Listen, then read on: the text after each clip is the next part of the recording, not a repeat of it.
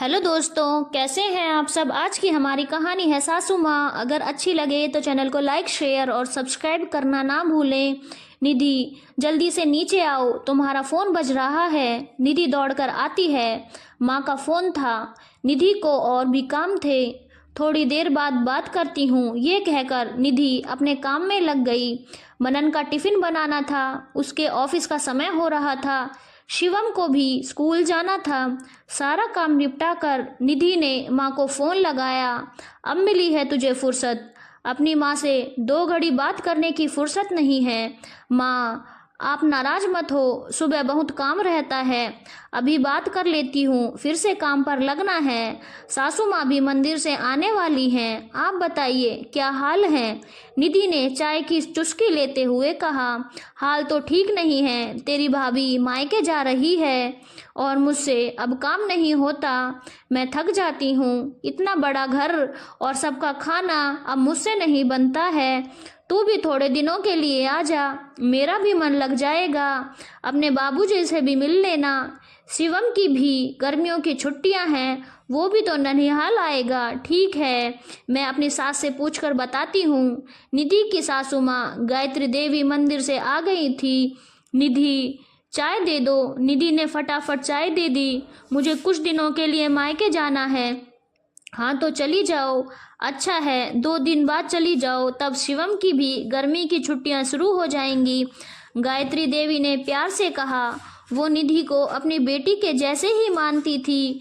निधि की कोई ननद नहीं थी और निधि घर में अकेली बहू थी। वो गायत्री देवी और ससुर जी की लाडली ही बनकर रहती थी।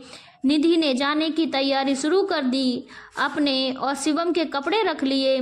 ससुराल में उसे सब तरह के कपड़े पहनने की आज़ादी थी, पर मायके में वो हमेशा सूट में ही रहती, इसीलिए अलग से सूट भी जमा लिए। बाबूजी का बहू बेटी का वेस्टर्न कपड़े पहनना पसंद नहीं था। इधर ससुराल वाले आधुनिक और खुले विचारों के थे। निधि का ससुराल में बड़ा मन लगता था। वो बार बार मायके जाने की जिद नहीं करती थी, क्योंकि वो ससुराल में बहुत खुश रहती थी। माँ जब ज़्यादा ही जोर देकर बुलाती तो वो जाती थी। माँ भी उसे तब ही बुलाती जब उसकी भाभी मायके चली जाती थी। निधि का मायके आकर रहना उसकी भाभी को पसंद नहीं था। ना ही वो निधि को मान सम्मान देती थी, ना ही ढंग से बात करती थी। निधि भी माँ का मन रखने के लिए 2-4 दिन रहकर आ जाती थी।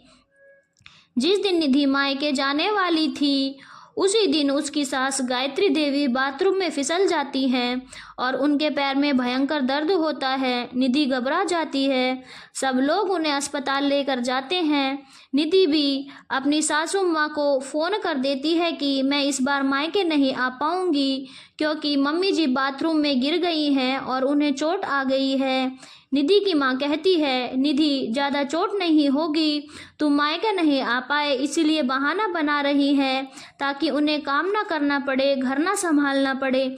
नहीं माँ, मम्मी जी ऐसी नहीं हैं और उन्हें सचमुच चोट आई है।